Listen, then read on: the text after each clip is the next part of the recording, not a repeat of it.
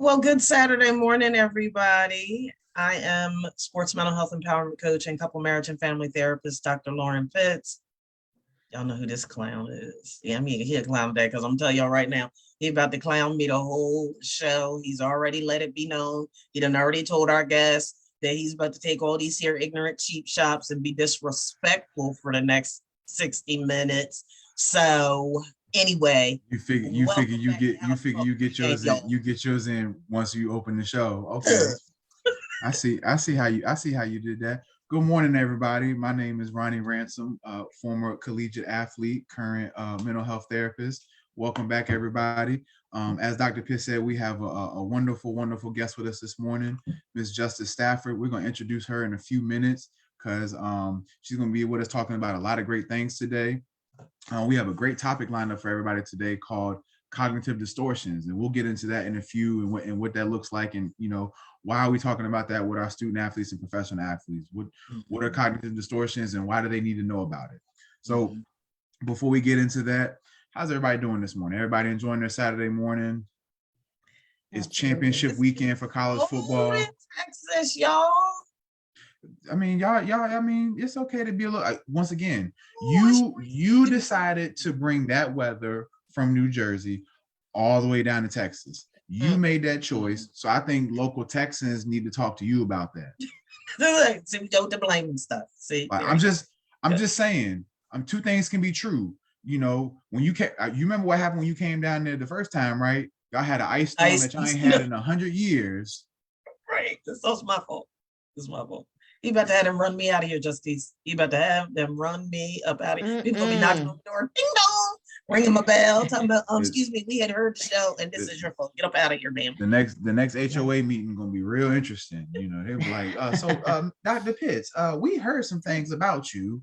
We just didn't see on your application when you moved down. We just want to review this with you real quick. You got to go. But no, so we got a great topic lined up to you all today. We got a lot of things going on in the football world and the sports world that we're going to get to and whatnot. So before we hop into all of that, Dr. Pitts, do you want to go ahead and start with our mental health tip of the week and everything? I do. I'll make it short, sweet, and to the point. Okay. When you think about cognitive distortions, I think that it's important for people to understand that a big part of why they might be dealing with them, and we're going to go into really in-depth discussion about this, is I think that it's really important for people to look at their thought processes historically, right? You don't come out the womb with distorted thinking. It's learned, it's developed, it becomes a way of life. And it's just like anything else that we talk about. You have to be able to put your finger on the pulse of the root of why you're engaging in this distorted thinking. And a big part of that may be the pain of your past that's informing how you act and how you expressed yourself based upon things that are going on in real time today. I'm going to get more into that because I didn't realize this, you two. But as I was looking at my treatment planner for cognitive distortions, I did not realize that type A personality is a part of DSM descriptors as far as actual the codes, right, that we put in for insurance payments and stuff. And it's this whole category, and I'm going to get into it because there's a lot of space in that discussion around type A personality, sort of as a disorder per se, that will give greater understanding as to why people engage in distorted thinking. So my tip is, I want people to take the time, and we're going to tell you how to do that today. I want people to be very deliberate and intentional in understanding the root cause of why they engage in distorted thinking, because as we've said time and time again on the show, you cannot confront something that you're unwilling to acknowledge. You have to be able to put your finger on the pulse of where it's coming from and why it's happening in order for you to be able to properly confront it so that you can ultimately conquer it. That's all I have, Ronnie. All right. Thank you for adding that and sharing that. I don't really have necessarily a mental health tip of the week, but something I saw that was interesting this week So I guess Google started this last year or within the last couple of years or something, where they have like the most searched topic and things like that. Mhm. And then I saw at the bottom of the list they had a word of the year, and the word of the year was gaslighting. And Mm. being in the mental health field and everything, I hear the word gaslighting, you know, quite often. And you do it to me all the time. Good. Are you Sorry. sure about that? Yes. Positive. You do. I would gaslight you. Yes. Me. Yes. At Now least once per our step. listeners know, if there's one thing I'm not gonna do, is gaslight somebody as intelligent, bright, smart, just a trendsetter, such as yourself. How do you make a B for BS? How do you do that? How do you do that with your fingers? But so when I saw that and everything, that gaslighting was the word of the year, I hear it all, often used by a lot of people, and it's relatively a word that is new to our, vernacular within the last few years as a society and everything. Mhm. And for those who don't necessarily know what gaslighting means, gaslighting is another way of saying that somebody's manipulating you into doubting your own perceptions, experiences, or understanding of events, right? So, well, what does that look like and how does that affect a lot of people? When you are, trying to bring issue to somebody and, they are, asking you questions, make you second guess or even think for a second, like, dang, am I tripping? Do I have this Mhm. wrong? Things like that. And oftentimes, I think as a society, when we find a new trend and we find a new word to really cling on to, like with anything, we can really misuse it and stuff like that. And I think a lot of times what I notice is that people will say the word gaslighting when they're being held accountable. Mhm. And I think there's a fine line between gaslighting and being held accountable. You Mhm. know, if you want to be lazy, really, procrastinate, whatever the case may be, you might find yourself accusing people of gaslighting you or saying that, you're just being mean and manipulative to me because of your own insecurities and your own inability to move yourself in a way that you can do these things for yourself. Mhm. So I just wanted to bring that to awareness to people is, gaslighting is a real thing. And unfortunately, that does happen to people. We even Mhm. see where some people, gaslighting can lead to things such as Stockholm syndrome and things like that, where, Mhm. you get so ingrained and so conditioned in the gaslighting that you believe Mhm. that you're, quote unquote, oppressor or a person that, trying to hold you down or keep you from progressing forward. You don't really see Mhm. that as an issue anymore. You just kind of, adopt this idea that, well, this is normal. This is what I know. So you don't really see the issue in it.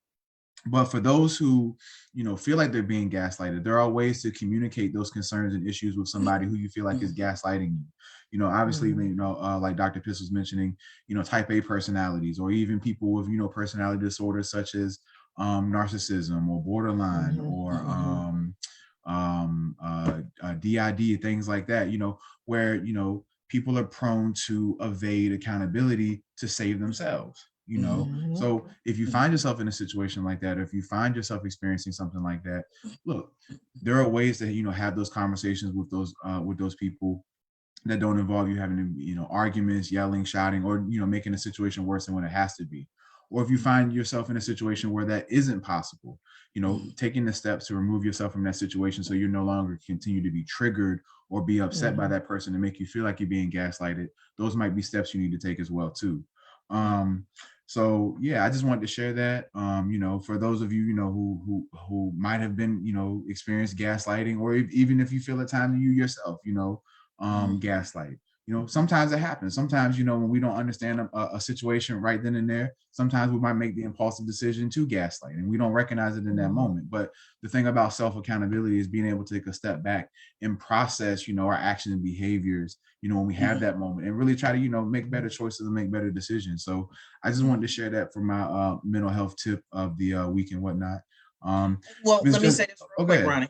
Just so for the listening and viewing audience, I was joking. He really doesn't gaslight me. We just poke each other's bear all the like time. like the So, like the Yes. like the wise poet Young Jeezy once said, "What's understood ain't got to be explained." go ahead, man. Come on here. Mhm. Go ahead. So We got look, now we we got to take it 5 minutes past what we said we was going to take it because we at 11:10. Good. Well, no, so I mean, so one thing I, definitely wanted to, bring up real quick was, so, last week, I kind of touched on it and whatnot, but, so 2 weeks ago, this photo of Jerry Jones came out on Twitter. This journalist, photographer, whatever the case be, for whatever reason, was sifting through photos 65 years ago, because people have that type of time in their life. But hey, kudos to you. I need that type of freedom in my life, but that's not neither here nor there. So, everybody was in an uproar, because Jerry Jones was posted in this photo as a 14-year-old kid, standing outside of, I can't remember the name of the high school, but it's where the Little Rock Nine took place. And for those who don't know, I've never heard of the Little Rock Nine, I'm just going to give a quick summary of it. The Little Rock Nine is the first 9 African-American students in Little Rock, Arkansas, to attend this high school post desegregation. For those who don't, might not be aware, for our younger listeners, yes, there was a point in time in our human existence not too long ago where, Black people and white people could not share the same schools, for reasons that, a lot of us will probably never, ever fathom outside of just pure hatred and judgment and, vindictiveness. But nonetheless, so these brave, boys and girls were the first 9 students to enter in this high school post desegregation. Obviously, the white people back then were not very happy about that. Not all of them, let me say not all of them, but there were quite a few who were not happy about this decision. And they made their voices heard right outside of the school as these kids were coming in. Just so happens that a young 14-year-old Jerry Jones happened to be captured in one of these photographs. Now, mind you, this is 65 years ago. A lot of people think that's a long time ago, but how many people do you know, whether it's in your family or personally, know over the age of 65? I know quite a few. So it's not that long ago. So, somebody in some interview or something asked him about this photo, and he confirmed that, yes, that is me in the photo. And his quick justification of it is I was a 14-year-old kid who was curious as to about what was going on. He kind of left it at that. So, everybody was in an uproar about it and saying, well, nah, we just can't let that slide. Like, we've seen over the years, and especially within the last 5 or 6 years with, the whole Colin Kaepernick situation and the protest of the national anthem and all that, Jerry Jones had, let out some very, stern opinions about, what he felt about, people respecting the national anthem, flag, so on and so forth, despite also blatantly ignoring the not so good history of our national anthem, American flag, so on and so forth, for what they like to consider tradition, whatever the case may be. So it's been 2 weeks and, there's been a few rumblings and stuff like that, but it really hasn't, gained, attention. This past week, LeBron comes out after his game and, made a very valid point. Just 3 weeks ago, everybody was berating Kyrie Irving for his tweeting about a film that happened to be on Amazon Prime. And he tweeted just about the movie, said, you should check it out. Didn't tweet no opinions about it. Didn't tweet, anything that was saying, oh, well, this is true and whatnot. Just tweeted about it. And the entire world berated him and basically, made him fold into making apologies and making certain promises and stuff like that, over a tweet. Granted, now Jerry Jones didn't ask for this photo to come out. He didn't ask for this photo to be taken regardless of all of that. But it's out there. He's in it. We know about it. LeBron James asked a question, why aren't y'all asking me about this? Why aren't we talking about this? So I shared last week and I'll share it again, hey, I believe 2 things can be true. I believe somebody at the age of 14 does not have to have the same mindset at the age of 79. If they did, a whole separate conversation needs to be had there. However, I do believe people, mindsets can change. I also believe that if it ain't broke, don't fix it. And we know a lot of people in power, especially a lot of Caucasian people in power, they have a lot of beliefs, they have a lot of morals and principles and values that do not align with necessarily diverse cultures, diverse societies, diverse mindsets, ideologies, the whole 9 yards. We know this to be true. So, while I'm not mad that he's in the photo, hey, I won't even hear 65 years ago. So, who am I to sit there and say, hey, bro, why are you in the photo? However, what I have seen and what I have noticed, just in my short 29 years, is that this gentleman has certain beliefs, morals, and values that might not always line up with diversity. If it doesn't make dollars to him, it probably is not going to make any sense to him. And I mean, hey, when you're a billionaire, when you're a multi-billionaire, you're probably not going to listen to a lot of opinions of others. But how long do we allow this to continue to going forward? Hey, once again, it's kind of, we see this with Bill Cosby. We see this with a lot of people who are held accountable for, tragedies and crimes that were committed 30, 40, 50 years ago. And we hold them to the umpteenth, letter of the law. Once again, he should not be prosecuted, thrown in jail for simply being in a photo. However, there is a track history of his actions, behaviors, and quotes that he has said along the last 65 years that would lead somebody to believe that, you know what, maybe he don't have our best interests at heart if we're not making him no money. And if that's the case, stand on that. Don't hide behind it and be, covertly oppressive. Be an overt. That's all I'm gonna say about it. You want me to speak? It's gonna take me more than 4 minutes, I'm sure. We can go. I mean, I took my notes. I'm a bullet point it. I'm gonna give it what it is. And Justice, if you want to chime in, please feel free to do so. Matter of fact, you can go first if you want to. I think for me, there's a term that I was looking into, democratic sanity. I don't know if you guys, which is basically the majority rule of, the majority rule of people's behaviors within a culture. If those are all seemingly together, then that is what's seen as sane and normal behavior. Social contract theories, it sounds like what you're describing.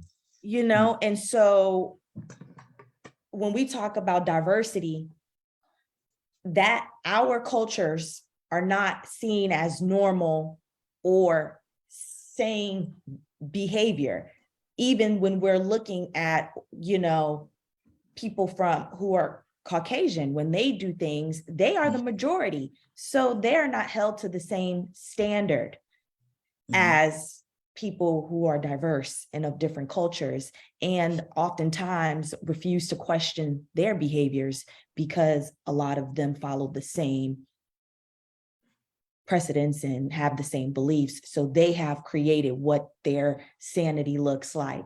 And us on the outside, if we are not conscious of that, we're constantly holding up, well, why is everybody else getting treated differently? We do not hold the democratic sanctity. And that's where I'm like, I can't hold him to the same judge, because I don't believe that he would be held accountable in where we live, in the place, in America. So yeah. Well, thank you for sharing that, Justice. I really appreciate you sharing that. Dr. Pitts, what you got for us? What bullet points do you got? How many bullets you got in your clip today? Let me see. 1, 2, 3, 4, 5, 6, 7, 8. Oh, that sounds like a full. That's fully loaded. You can conceal carry that. That's only 8 rounds. You can go and conceal carry that. So, and I said this to you both before the show started. One of the things that anybody that genuinely and sincerely knows Lauren Denise Pitts knows that I am consistent. I have been consistent literally my entire life. And I am not hard to figure out. I don't have a problem being controversial. I don't have a problem standing by whatever I believe or feel. I don't disrespect others for their belief systems. I ask that people respect my views, whether they agree with them or not, because that is humane, right? With that, one of the things that came up for me when Ronnie sent me the picture is I have no idea what Jerry Jones looked like at the age of 14.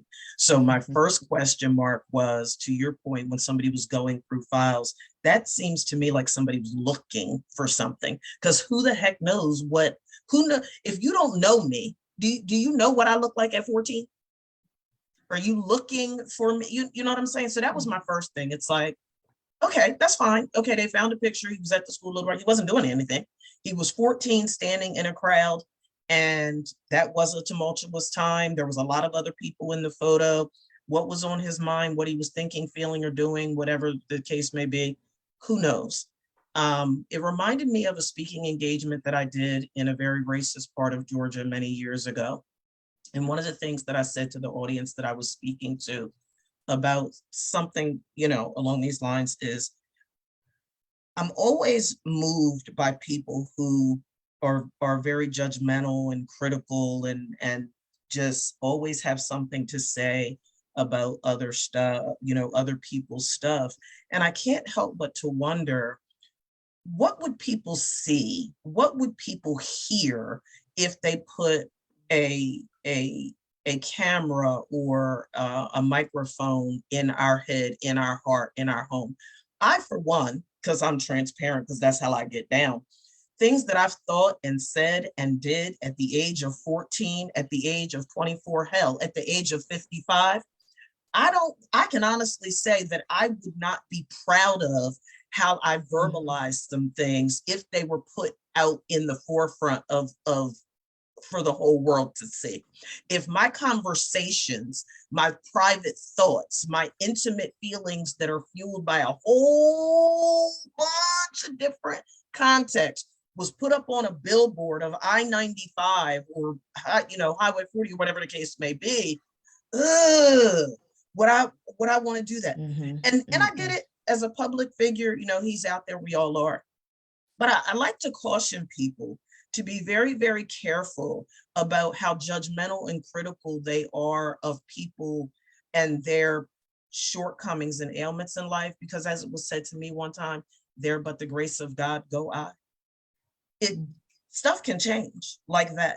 And then the society that we live in, I found it very interesting, and my husband and I were discussing how this picture came out and everybody's waiting for Jerry Jones to make the statement. I ain't defend, and I got to stop cussing, so I'm not gonna cuss on there. I'm gonna leave that to Ronnie.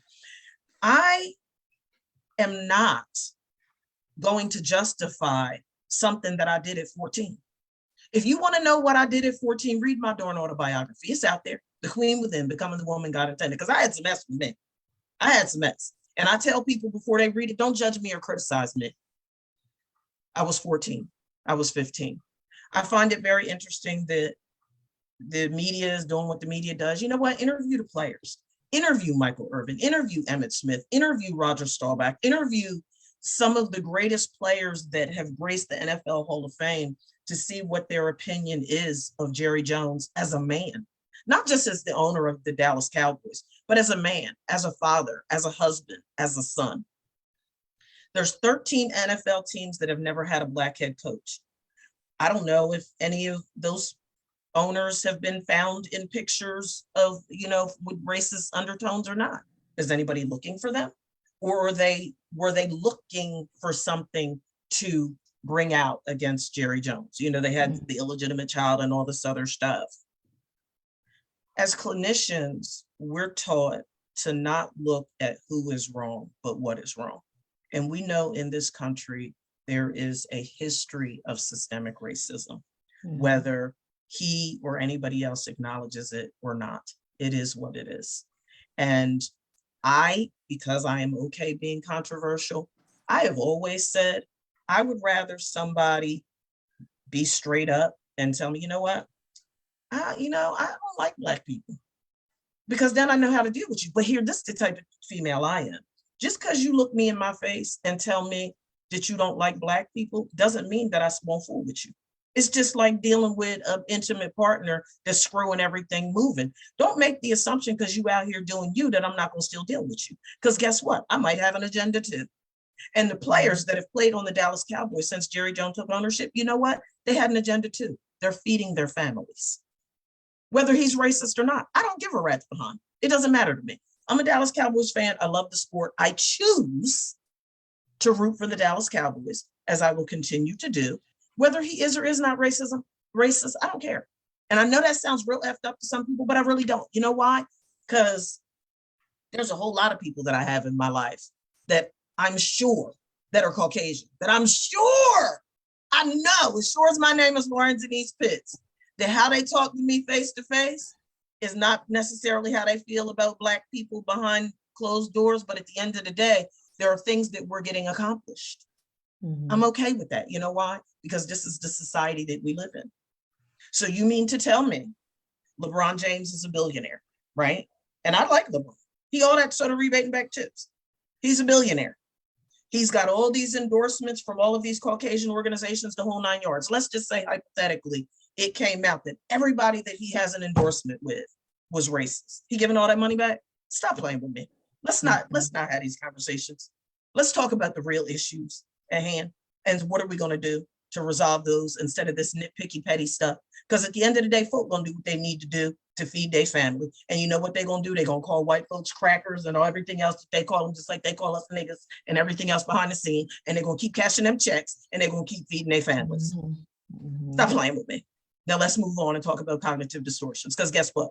Lauren and Eric are going to the Cowboys Colts game tomorrow. And I'm sitting that far from the what? And I'm hoping that JT, though he from Salem, I'm hoping he don't have a breakout game against my Dallas Cowboys. Moving right along. Let's keep it mashing. And I didn't even get in the group because I had some points on him too, and Kanye and R. Kelly and everybody else that got all these issues that folks still support. End of discussion. That's my stance on it. Please and thank you. Speaking of cognitive distortions, and what a way to transition. You know what? You know, when we speak about cognitive distortions, you know, one of my favorite ones to talk about is one of my favorite ones is, and I always ask, you know, specific fans this question, you know, because inquiring minds just want to know, you know, Dr. Pitts, somebody as successful, groundbreaking, trailblazing, iconic, all them things, all the adjectives, all of them. How do you support such mediocrity? When you are nothing, there is no mediocrity in your life. How do you support such mediocrity? Can I answer that? Please, the people, you know why want to I support mediocrity? For the same reason that no, I'm being dead serious. And I honestly, because just me and you, I believe you'll respect what I'm about to say. The reason why I can respect mediocrity is because I'm loyal to the core of my soul. So whether it's the Salem Rams, which was my high school blue and white team that back in the day, oh Lord, there were times that we was doing the darn things, and there was times like, oh God, we're gonna sit out in the cold. We know they're gonna lose, but it's okay. You know why? Because I'm loyal. So win, lose, or draw, whether it's the Dallas Cowboys, my marriage, my parenting, my private practice, anything in life, I'm not a quitter. I don't quit on people. And just like you all as athletes, and you talked about it. It was I don't remember if it was when you were at Virginia State or when you were in high school. You don't just quit playing for a losing team. Well, I don't care whether they're losing 1 year or 20. It's more than that. It's more. Yes, everybody wants a championship. Everybody does. But if you can't grind it through and out when it ain't rocking and rolling, why are you here? You only here just to win? Where's the teaming in that?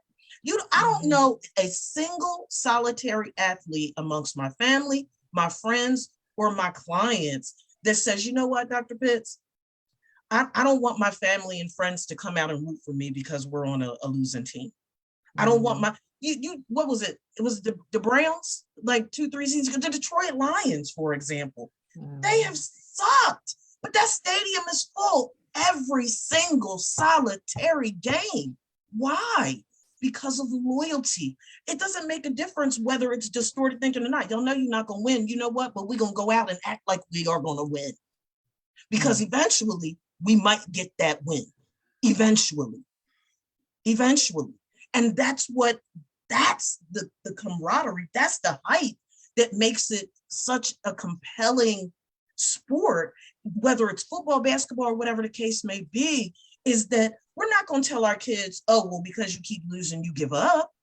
No, you're gonna keep at it until you win. So yeah, regardless of whether we 1-16 or 8-3 or 10-1 or whatever the Eagles record is, we're gonna come out every single solitary week and we're gonna play like we're going to the Super Bowl. We're gonna play like we're going to the NBA championship. We're gonna play like we're going to the World Series. We're gonna play like we're going to the World Cup. We're gonna play like we're gonna win the gold. Because eventually, one day, whether it's next year or 40 years from now, a win is a win. I got pissed off at just me. NFC East, Dallas Cowboys or die. I cried because I'm an empath. I feel everything. I cried at how disrespectful people were when the Eagles won the Super Bowl in 2017. They earned that. They earned that. They beat Tom Brady and the Patriots with their backup quarterback and a lot of third string players, and people gave them no credit at all. Can I interject on that? Go right ahead. Fair. Because people would say they was the underdog. They got all these cognitive distortions. There's no way they're gonna beat Tom Brady and the Patriots. But they did. They did. And nobody gave them credit. Except their own fans. They did. Well, see, two things can be true here. Yes, they did earn that Super Bowl. They did beat the Patriots, and they beat them soundly too. I know the score was a lot closer than what they. That Philly special is the truth. Everybody stole it. Two things can be true though. Just like the Cowboys fans are the most delusional, Eagles fans can be the most fair weather fans out of all fan bases. I promise you, this season alone, when they hit 8-0, I've never seen this many Eagles fans. I've seen more Eagles jerseys at a grocery store in the last 2 months than I've seen the Super Bowl year. I swear to God, every year the Eagles have a good season, these fans come out the woodworks. Fly, Eagles, fly. Every team, though, Ronnie, there's bandwagon jumpers for every sport all the time. That's all the time. That is true. There are a lot of bandwagon fans. The Steelers get their second win and go back to rocking and rolling and winning all these rings. Look, we in a rebuilding year. All right, Coach Tomlin was due for a bad year. He had 15 amazing. He had 15 years no losing season. He was due a bad year eventually. But that stadium's full every week. I mean, look, you can't be on top forever. Even the Patriots dynasty ended after 20 years. It happens. But it's loyalty. It's loyalty. And people gonna always bandwagon jump. Man, two things can be true. Well, enough of me and Dr. Pitts going back and forth. We didn't get a chance to properly. Oh, I was getting ready to let her talk. I was gonna say, because we didn't properly get a chance to introduce her the right way. So, ladies and gentlemen, we have Ms. Justice Stafford here with us this morning.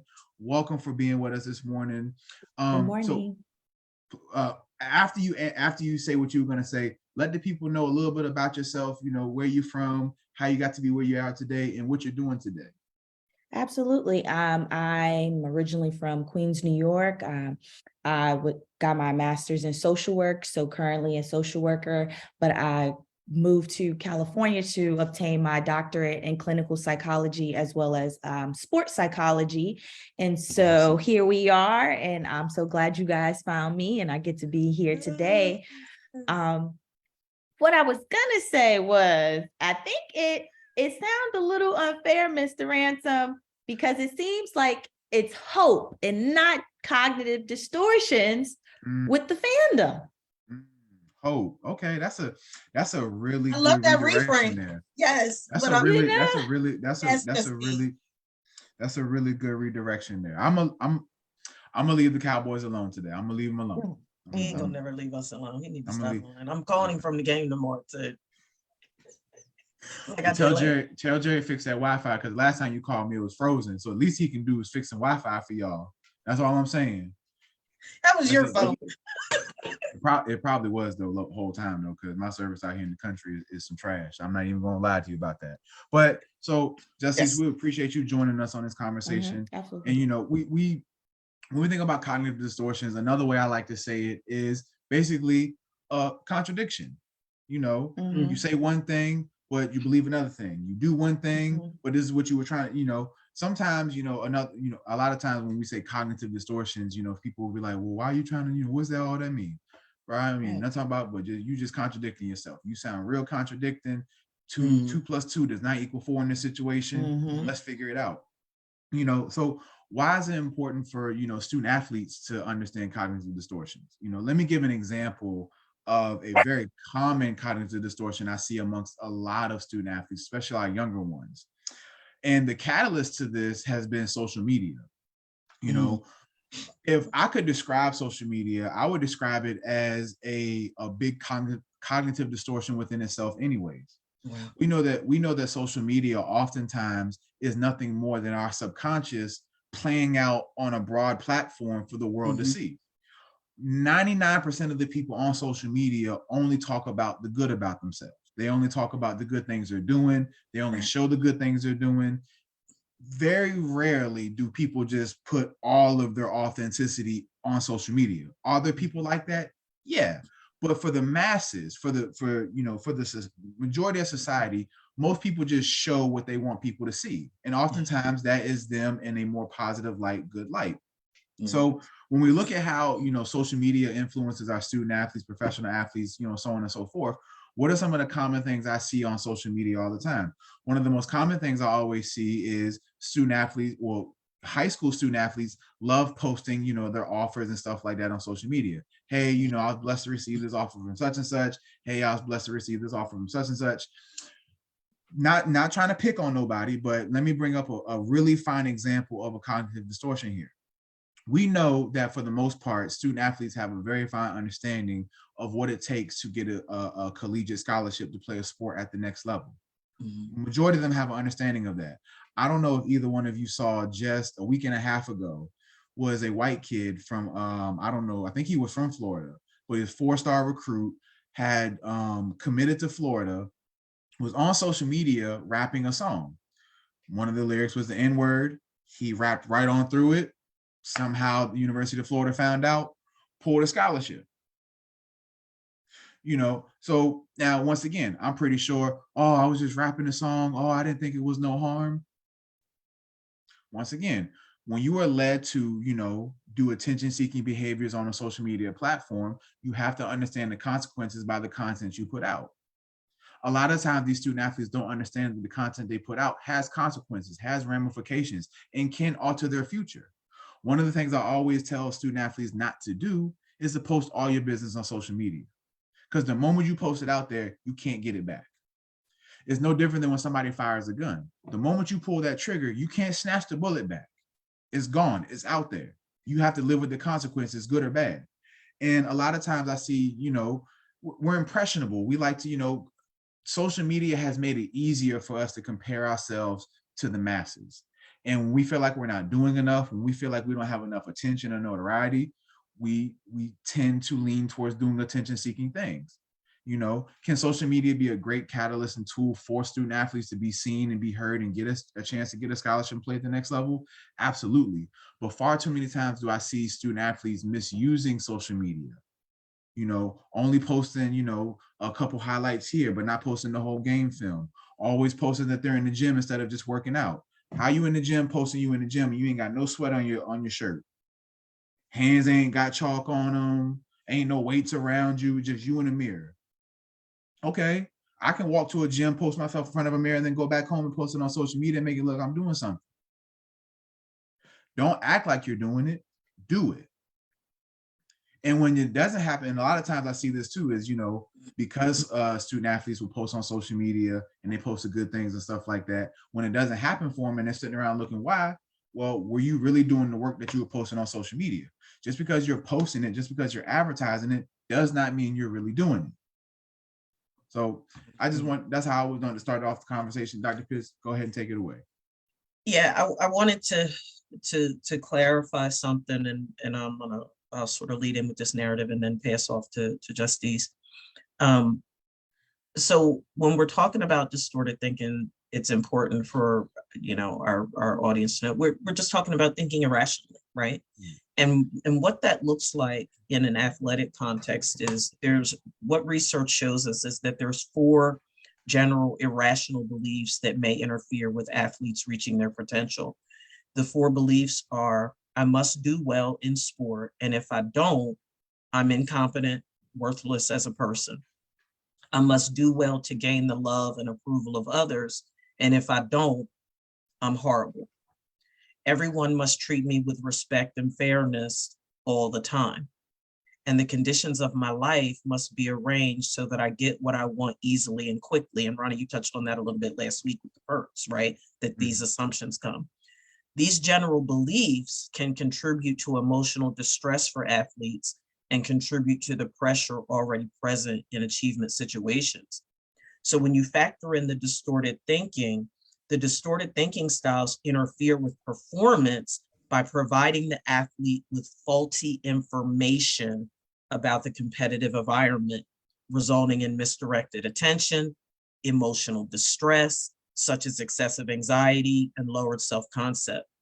So when we think about, well, what are these irrational ways of thinking? Because they're categories, right? So we have perfectionism, we have catastrophizing, we have this understanding or belief that self-worth depends upon achievement, personalization, fallacy of fairness, polarized thinking, and one-child generalizations. And we're going to talk about each of those, well, some of them a little bit, because it's really, really, really important to understand that this distorted thinking, it's something that we all experience, but it's on a whole nother level in the athletic arena. Absolutely. And, thank you for sharing those 4 points as well. We've talked about it on numerous shows before, and I've even shared a little bit of my, personal story of how, getting good at football, finding out that I was actually halfway decent in football really helped bolster, my self-confidence, my self-esteem, and how I viewed myself. And, one of the things that I had to struggle with after, my athletic career was understanding that, those, even though at the time they felt like positive things about myself, I valued myself based off my athletic career. The better my athletic career got, the more I felt about myself, the higher I saw myself and things like that. In the moment when I was taken from me, the moment I could no longer do that, all of those attributes and all of those thoughts about myself went out the window as well. And, and to your point, we also have a lot of athletes who, they don't even get to make it that far. Sometimes they don't make it out of Little League football. They don't even make it out of JV football. They don't make it out of high school football, and to your point, a lot of times we kind of, it's kind of an insensitive thing to call it, but we hear it all the time, we'll call them hometown legends and stuff like that. The ones who, they were, really athletic, or, they had a couple good years, but because they didn't have, authentic support, they didn't have authentic people in their lives really helping them put those pieces together. One of the things I think, as people, we talk about in sports, you have scouts, you have people who go out and look at athletes, look at talent and stuff like that, kind of, see, do they have it, do they don't? I think one of the times when we look at just people as a whole is that, we oftentimes overlook their potential. And when we don't put those resources or tools around them, we let them fall through the cracks. And they're left to think, to your point, they're left to think that they're either not worthy enough or they're not incompetent enough to have success, because I can't even play football. I can't even throw a football the right way. I can't even run the right way. So how the hell am I going to do life? So I think those are really great points, and some really, a lot of things that a lot of us athletes do think about from time to time.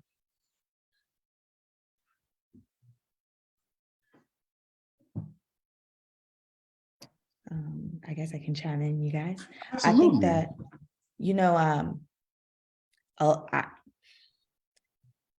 I hear a lot about mental fillers and old polarized thinking, all of nothing thinking. I think one of the key things too is because athletes are expected to perform up to such vigorous expectations, no one's really focusing on sense of self. Who are you outside of your performance? And I've been working with this without currently working with a college team of soccer players, and they experience a lot of this. And with them, I like to use unhelpful thinking, right? Because it doesn't get you what you want. And so using that term, it's like, how is this unhelpful for your goals, achieving your goals, right?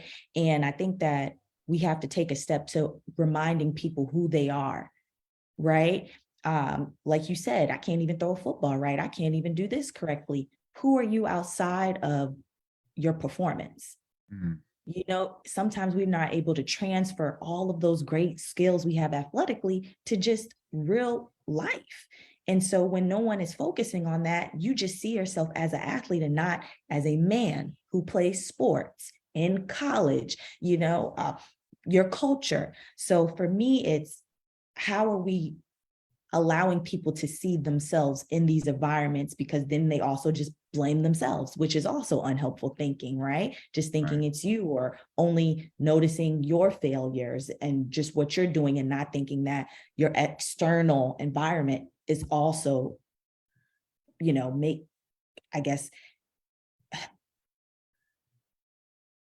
external environment is also, creating these thoughts.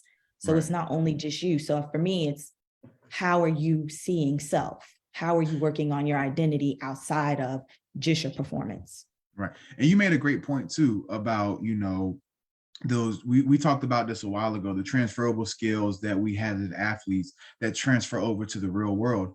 And I think one of the things that we, psych ourselves out is that we develop all these skills, these attributes, these tools and resources to be the best athletes we can be.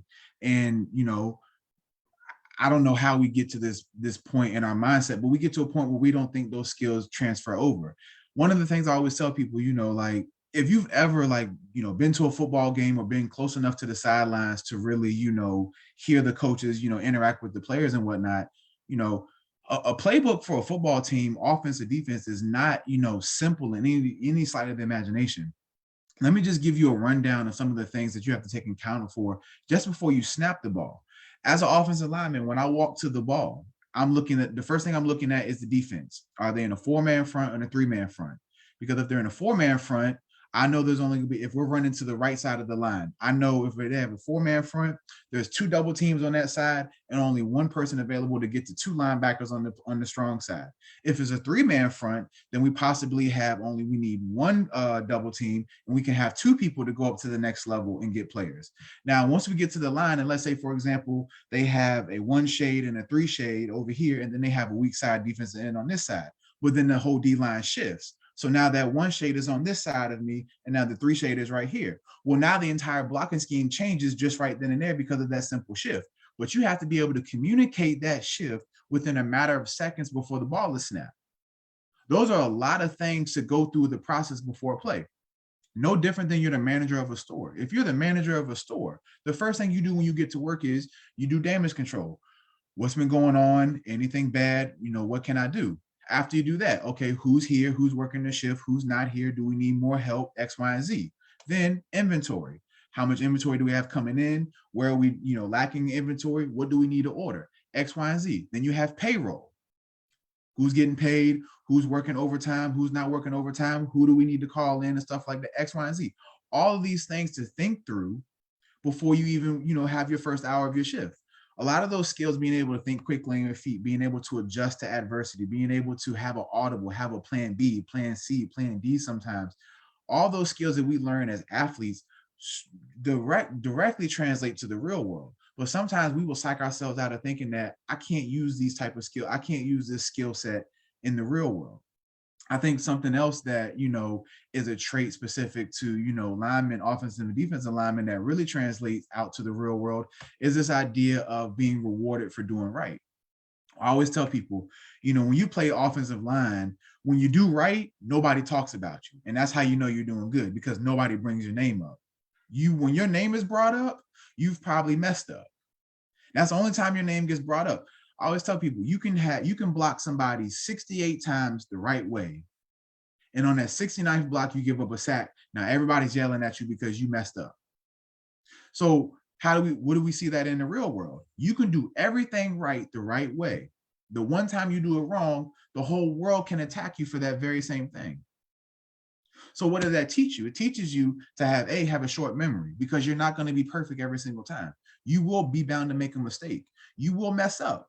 You'll take the wrong step somewhere. You might not make the right decision. You might not work with your teammate or your colleague or coworker at the right time. And you make a mistake, but that's okay. You have another play. You have another chance. You have another work shift. You have another homework assignment. There's always another chance for you to do better and correct your wrong. But a lot of times we see if people, when they do wrong, not only do they do wrong and are told about it, but they also double down on it and sabotage themselves in the process with self-defeating talk, self-defeating behaviors, isolation, so on and so forth. So yeah, I think, a lot of times as athletes, we don't give ourselves enough credit and praise for some of the skills, the communication skills we learn as athletes, some of the de-escalation skills, some of the anger management skills we learn as athletes. We don't give ourselves enough credit for being able to translate those into the real world. And we sit there and think like, man, how am I going to do this? How am I going to survive? The same way you did as an athlete, the same way you did from them summer workouts, the same way you did with them off-season workouts, the same way when your team was down 21-0 in the third quarter. You just continue one step after another, play after play, drive after drive, series after series, game after game, continue to put your best foot forward. And that's all you can ask of yourself. Oops, sorry. I think you make some great points there. What came up for me is you mentioned we don't give ourselves enough credits. And I'm thinking we say that as athletes, right? Mm-hmm. And I think I've learned to take a step back because our athletes taught how to give themselves credit. And so when you said, you were talking about reading the play, you had to practice that. Absolutely. When I meet with my athletes, I'm saying, you say you love yourself. How do you know that? Who taught you? Yes, your mom tells you she loves you and all of these things, but who taught you? Does your coach teach you how to be resilient? Does your coach teach you how to come back after a win, or are they focused on the performance as well? So I think that we have to be able to equip our athletes with, how am I being resilient? When these unhelpful thoughts come up, how do I step away from my performance, which is what we always focus on, and go back to self? Like, how do I transfer those, the transferables? How do I use that? How do I transfer that to the outside world? How do my characteristics? You ask somebody what they're bad at, they'll tell you 10 things. You ask them what's good about them, and it's like pulling teeth. And so I think that we have to teach that as well, but look at sports. The environment of sports is not teaching you how to be emotionally regulated, right? How to be positive thinking. It's very, very intense. And I think most of the times, it's not really focused on in a bigger level that allows our athletes to be able to combat these thoughts when, there's no win, when they lose, when, you get injured. So that's my take on that. Justice, I want to piggyback on that, because what you're talking about is our ability to implement these cognitive restructuring interventions, right? And when you have these conversations with your athletes, I'm just curious, when you elevate their awareness around the things that you and Ronnie both just said, how do they respond to that? Do they get it? Do they think, you know what, Miss Stafford, you're crazy? or do they conceptually, do they be like, you know what, never thought about that? Can you tell me more about that? Recent experience, when I highlighted for them, they didn't think about it. They say, I didn't look at it that way, but they automatically go back to that unhelpful thinking where it's like, wow, I'm dumb and I should be doing that. And I say, well, whoa, we're doing it again. How can you hold yourself to a standard that you weren't taught? Where's the grace? You're not giving yourself that grace. So I kind of give them that space and kind of pour into them where it's like, it's okay to not know something, but the fact that you're coming here and we're in this space working on it is amazing. And so I think that giving them that empathy and that space to like, it's okay that I didn't know this, but I'm an athlete and I'm disciplined and I work on everything extremely hard. I'm going to get this, but I think it's teaching athletes grace. And how do we do that? Do we make space for that? And I think, outside of, I think, teaching grace, it's almost like sometimes as athletes, we adopt this mentality of our expectation has to be perfection. You know, you hear it all the time amongst coaches and even in practice, you know, you run the play perfect, you'll be perfect. And, you know, one of the things you quickly learn in the midst of a game is nothing ever just goes perfect. Like in 14 years of playing football, I never had one game where everything just went right. I tell people this all the time. I kid you not. My junior year at state, we were playing Kentucky State, third game of the season. We were 1-1. We had just came off a loss to Benedict, and Kentucky State was 2-0. And you know, we thought we were going to have ourselves in a really tough game. We ended up beating them 42-0. Now, in the midst of beating them 42-0, we had 15 penalties in the game. We had created 15 penalties. 3 of those penalties our coach got. I kid you not, blew them out. As far as like the game goes, we executed everything almost as perfectly as you possibly could, minus the penalties. Even with the 15 penalties, was no issue whatsoever. The very next day, we ran 42 200-meter sprints because of the 15 penalties. You would have thought we lost 42-0, the way our coach talked to us. And one of the things he mentioned is, you know, yes, you played good and you won, but these 15 mistakes that we made, and he said we because he was 3 of those mistakes, the 15 mistakes we made could have had us losing 42-0 as easily as we were winning 42-0. Now, the reason I mention that is because I think, you know, majority of athletes, yes, especially when you reach the college level, a lot of us have this idea of wanting to go to the professional levels. That's a dream we've had as children. The closer you get and the more business-like it gets, I do feel like, once again, you know, athletes do put an insurmountable amount of pressure on themselves to be the best athlete they can. You throw in academics, being the best academic they can be, being a social life, being the most outgoing, notarized person as possible. There's a lot of things that we feel like we have to perfect. And oftentimes when you feel like it takes time to perfect things. Oftentimes we're not allotted a lot of times to do those things. And what happens is, when you find an athlete who struggles with managing their emotions, managing that anxiety, that pressure, that stress, and things like that, you start to sacrifice things in order to do this. What's one of the first things we see student athletes sometimes sacrifice? Their academics. When practice starts to build up, when you feel like you got to do X, Y, and Z for practice, do extra practice, get rehab, get treatment, just to be able to get back on the field, there's only so much time you have to do that, but it's important to you. Well, so is school. But which one do I want more? I like school and everything, but I'm trying to go to the league. Like, damn, school, I'm trying to go to the league. Like, so in your mind, you start to justify what's really important in that moment. Yes, can sports be important in that moment? Absolutely. But what do we know to be true? Your education, your mind, your knowledge will always take you further than any football, basketball, soccer ball, anything can take you intellectually. Now, monetarily, hey, professional sports can take you a long way if you play long enough. Not gonna knock that. But for 99% of the population, they don't get to realize that. So then you have to be left with reality. If this will not be my reality, how do I shape my reality to be something that I can enjoy and be happy with? Mm-hmm. You both said something really key, and I think that it really speaks to the interventions that we need to implement for these athletes in our efforts clinically to support them. And first and foremost, doing exactly, Justice, what you said, is helping them to identify the cognitive distortions. That's the first step. We say it all the time as clinicians, right? You cannot conquer something or confront something that you don't even acknowledge.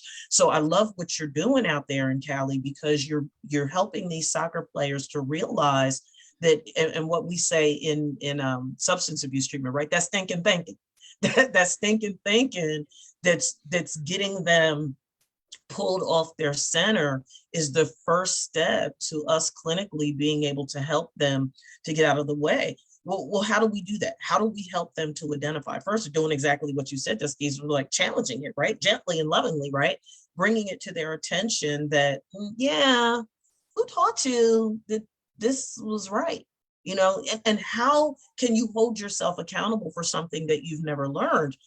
supporting them as they learn how to describe the pattern of what we call pressured and driven thinking that's catapulting them into this distorted thinking in the first place, helping them to really, and I want to connect it to the mental health tip that I made, helping them to make this contrast and comparison to how their past ways of thinking, because we know they didn't just get to college and start thinking like this. This is something that, did parents and coaches and trainers and fans instill this in them when they were playing in little league sports, right? Helping them to understand the origin of pressured lifestyle around sports. Because Ronnie, you've said it 1,000 times, just because you were a former athlete too. You all experienced this pressure as little kids, and helping our athletes to associate this distorted thinking now with the situations, the cognition, the emotion, the actions, and the impact that this trajectory has had on why the distorted thinking is present. What are your thoughts? What are either of your thoughts on that? I'll let Justice goes first. I was in hearing you speak about that, it made me think like everyone's in it, right? And I like to say, just because we're bringing it up doesn't mean we're talking bad about your parents, doesn't mean we're talking bad about your coach or your teammates or yourself, but you guys are all in this. And I like to take a step. I'm the person where it's like, I might not watch the game. I might not watch things because I want to have a different view, right? And I don't want to be focused on your performance. But my hope is that if I can model it for you and be kind and empathetic to you, then you can learn that for yourself. Because, sometimes all of those people, parents, coaches, yourself, and your teammates as well, are in it with you, and they might not be able to give it to you. And that might be unconsciously, it's not a negative thing, but it does still negatively impact the athlete. So my goal is, or my hope is that me just giving that to them can model it for them. So maybe they can have it, plant the seed for them one day. I wholeheartedly agree with both of you. I don't think I could have said anything what y'all both said any better. So I agree with both of you all said. I think, when we've always talked about, this idea of having a village and having, the best people around you, but also, once again, one of my biggest things I tell people is when you turn 18, you become the author and illustrator of your life. Whether or not at 18 you have the necessary tools and resources to traverse being an adult, it is your responsibility as an adult to equip those things with you on your path and on your journey through life. Because if you don't, you can continue to point. I always tell people, when you stick your hand out and point one finger at somebody, there's three pointing back at you. So even your own body subconsciously is telling you, like, hey, even though you're blaming this person, they might be wrong for something. You might be wrong too, and you need to address that as well. So, yeah, I agree with what both of you all said. And I want to piggyback on what you both said in response to what I said, because, we say each and every single show how important it is for our athletes and coaches and trainers and everybody that's a part of this athletic system that each of them can benefit from working with someone like each of us, right? And for those that do, great. My hope is that what we as clinicians are doing is helping our athletes to identify the beliefs, the belief systems that are promoting this distorted thinking that supports the driven overachieving behavior that sort of hangs in the lurch behind these cognitive distortions, right? And for those that don't, go to see somebody like us, I think that it's really important for them to understand that one of the things that we're going to do, but they can do it apart from us, is you got to probe your history. You have to understand with great clarity why you act and express yourself the way that you do. What is going on in your family history that is, and Justice, you said it, right? The role modeling. Who has role modeled for you this distorted thinking? It didn't just show up one day. It was learned. it was developed, it was nurtured, and it's grounded in this pressure for high achievement that's almost compulsive sometimes. And that compulsive drive to be perfect, to be the savior of the family that goes to the league, is what leads to people finding themselves in this distorted thinking. I'm gonna let you both comment on that, and then I want to touch on a couple of more things before we transition to Ronnie doing the One picks. more. Oh, Yeah, yeah, I wanted to go ahead, say- Justice, take it away. Last thing, the same way some of these athletes have been playing since they were 3 years old. And, you know, sometimes we get to the point where you're 22 when we start looking at these cognitive distortions, or you're 19 when these cognitive distortions start to really bother you. The same way that you've been practicing your athleticism since you were 3, remind yourself that you have to practice at this mental work just as much. So Right. give yourself that space, because again, they go right into, well, I should be here, I should know this. Give yourself that space. The same way you were practicing since you were 3, now you're starting to practice now. Absolutely. And I think, you know, once again, just like as athletes, you know, when we think about our physical body and our physical fitness, you know, we work out, we exercise, we diet the right way. Our brain is also a muscle, you know, that too is a muscle. And there are things that we have to do in order to work it and exercise it and condition it into the way that we need to think. And I'll say this last thing as far as cognitive distortions go. You know, one of the things I'll always tell anybody that, you know, I do for outpatient therapy, regardless of what their presenting problems are, one of the first things I try to do is establish an understanding of how our mind works. One of the first things I always say is, and I said this last week, you know, we oftentimes hear so many people say, you know, well, I wish I could just, you know, turn my brain off or stop feeling or not have feelings or not have, you know, bad thoughts and everything.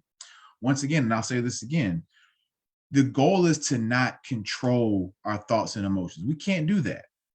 We cannot do that. Our brain, yes, it is a muscle that we can work out and exercise and condition to minimize and maybe reduce the occurrence of negative thoughts and negative feelings.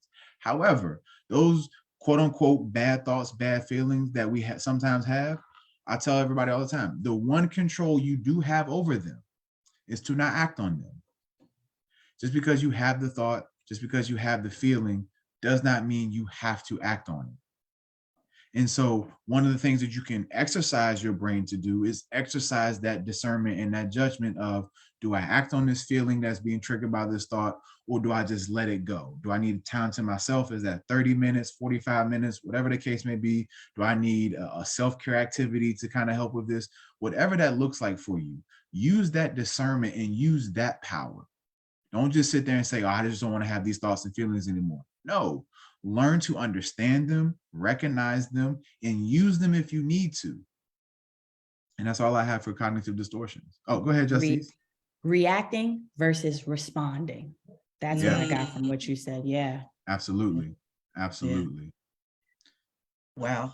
A couple of key things to sort of tie up in this pretty pre-Christmas bow, what both of you all said.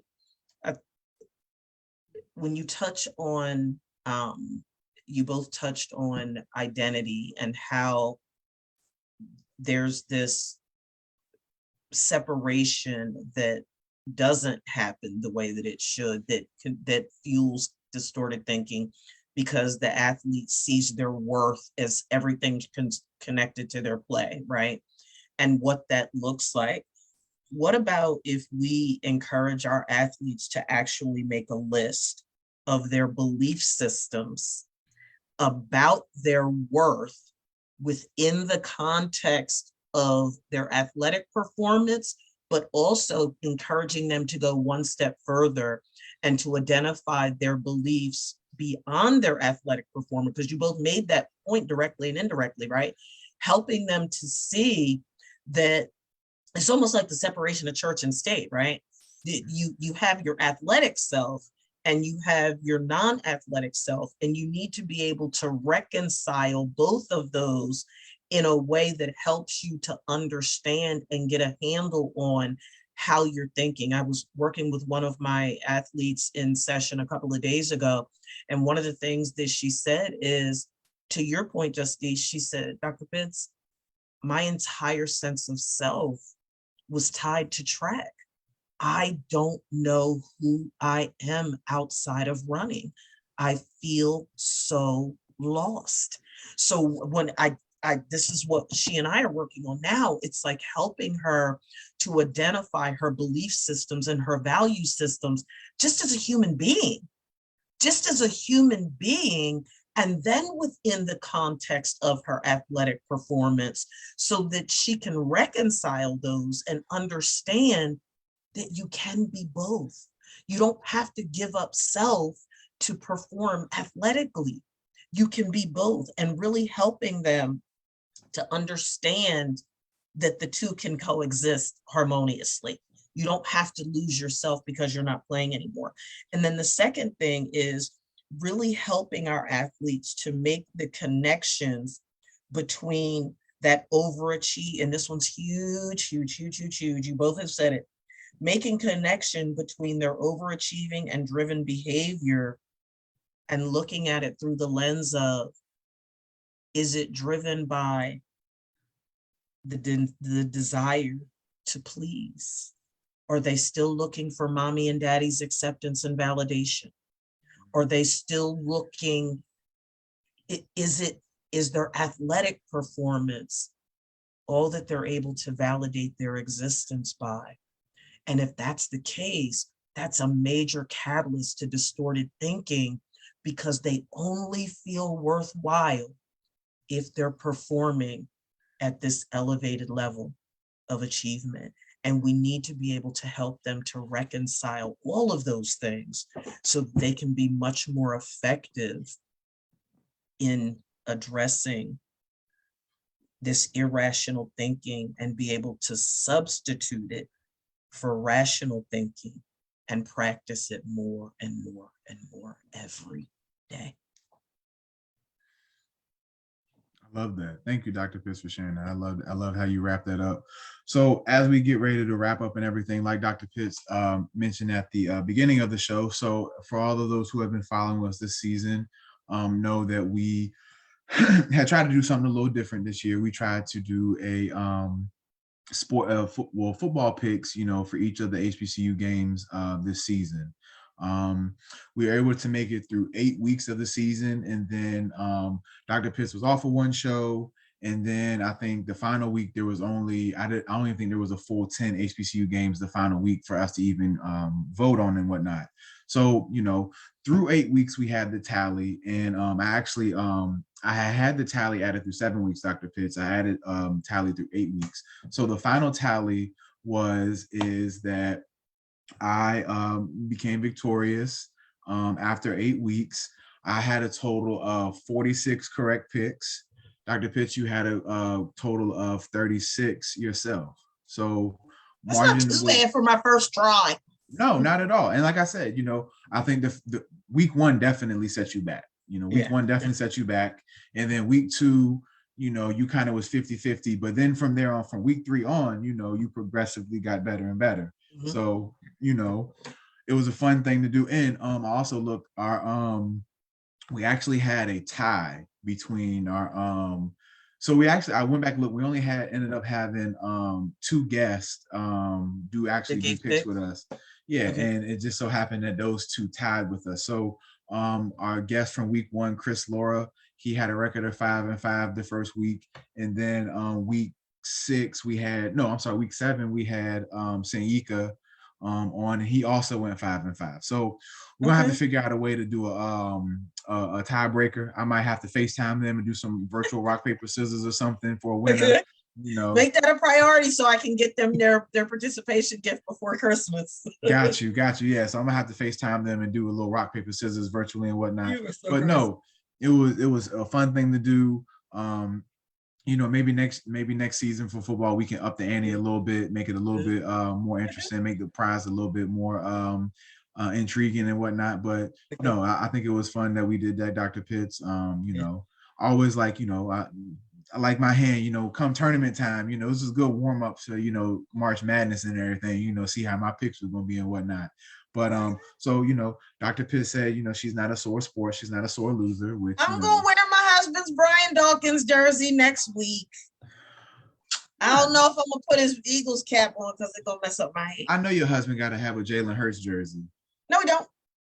He don't have a Nope. I bought him a bunch of them. He had all of the jerseys that he has are from the older days. Yeah, the older days. Okay.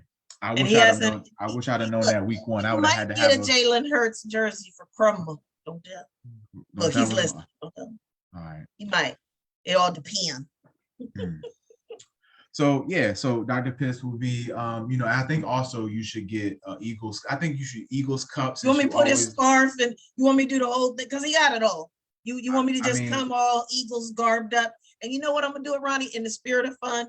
Because to me, you're gonna appreciate this. To me, it's gonna be the Malakia that I put on them so that they lose on Christmas Eve here in Dallas. You won't even, honestly, you probably won't even have to try that hard, because the one thing we know about the Eagles, they are not good front runners. Oh, goodness. Underdogs, yes. Front runners, not so much. So give them credit. They're playing really, really, really, really well. He did say that they're fair fans. Yeah, they are. My husband's been a diehard Eagles fan from freaking birth. So, which is interesting considering the fact that his dad was a Redskins fan. So that's some craziness.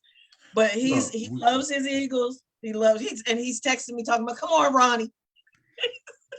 I'm sorry, man. I'm sorry. I'm just saying. But it is crazy. It is crazy though that if how the season plays out, the entire NFC East might be in the playoffs while we're over here laughing and joking. And look, for the first time since 1970, it's bananas. Yeah. And the Giants, folks sleeping on the Giants. I'm nervous. I don't. We're gonna have to see them again. We're gonna have to see them in the playoffs. I don't believe in the Giants at all. No. Honestly, you know what's crazy? I believe in the Commanders. Give nobody no love, just the Giants. You don't get no love. I believe because the only thing that scares me about the Giants is their quarterback. I don't trust Daniel Jones at all. Like, he has not shown me that he can be consistent enough to get another Eli. Hey, Eli got 2 Super Bowls. Hey, he got 2 of them. He got 2 of them. So, but that's my only concern is Daniel Jones. I don't trust him. I don't think he will be able to make the right decisions when it matters the most, especially now, I think they only got 6-7 games left. These games matter now. They still got, they got y'all one more time. I think they have the Eagles twice, and I think they got the Commanders one more time. So their remaining schedule is no walk in the park whatsoever. So, well, no, they're done with us. If they see us again, it's going to be in the playoffs because we played them in the beginning of the season and we had them on Thanksgiving. So they've lost to us twice. Oh, okay. Yeah, but they still got to see the Eagles twice. Yeah, yes. And I think they have the Commanders one more time too. And they don't have a good record with them. And you know what? Even though the Commanders quarterback isn't much better than Daniel Jones, the Commanders defense, he is doing all right compared to freaking Wentz. He is. Their defense is legit. Like the Commanders defense. Oh yeah, they're showing off a little bit. Don't let nobody tell you. And they got a hell of a receiver in Terry McLaurin. Yeah, we got to play them. We're there. The Cowboys played them last game of the season at FedEx, so it's like, that's not gonna be an easy game. That will not be, and that might determine the wild card the whole time. Yeah. Justice, do you have a team coming from New York, or you done converted to LA? I am not a football girl. No way, Justice. Why she hit us with an out the door confession? So I give a very chill perspective. Okay. We'll take that. Are you have a basketball team? I'm a Lakers girl through and through. Got my 8 Kobe jersey. Yeah. Okay. There we go. Okay. So, there we go. Woman after my son's heart. He loves his Lakers. Love his Lakers. Yeah. Okay. So that's what's up. Well, Justice, let the people know how they can get in contact with you. Yes. How would they be? I mean, I guess. You on social media? I am not on social media. I mean, on my school email. I am on LinkedIn. All right, bet. So, But I am on LinkedIn, Justine Yeah. Stafford. Mhm. well, and we're definitely gonna have you back on here once you finish your doctorate program and everything, and you become Dr. Stafford. We definitely gonna have you back on We gonna here. be on here before that. You Aren't know, you? I was about to say we got Oh, next year. yeah. We got a lot of episodes next year. So Yeah, absolutely. Yeah. So we appreciate you being on today. Thank you for sharing your insight and your wisdom with us. I hope Thank you both for of you having all me. continue to have a great weekend, and our listeners out there have a beautiful weekend. It's a lot of great football games on today right now. I'm over here, got text TCU and Kansas State on my phone right now. So hey, look, I'm telling you, before this weekend is over, Alabama will be in the top 4. I don't know how, but they'll be in there. Roll Tide. And they're gonna figure it out. Okay. They're gonna figure it out. They're gonna figure See, it out. there's that hope. There's that hope right there. See, it's not distorted thinking. I'm It's hope. I'm a hope dealer by trade, so you know. Yes. He's so crazy. I'm a hope dealer. So look, y'all, thank y'all for joining in and tuning in. Until next week, y'all have a great weekend, and we'll see y'all later. Thank you, everybody. Bye-bye.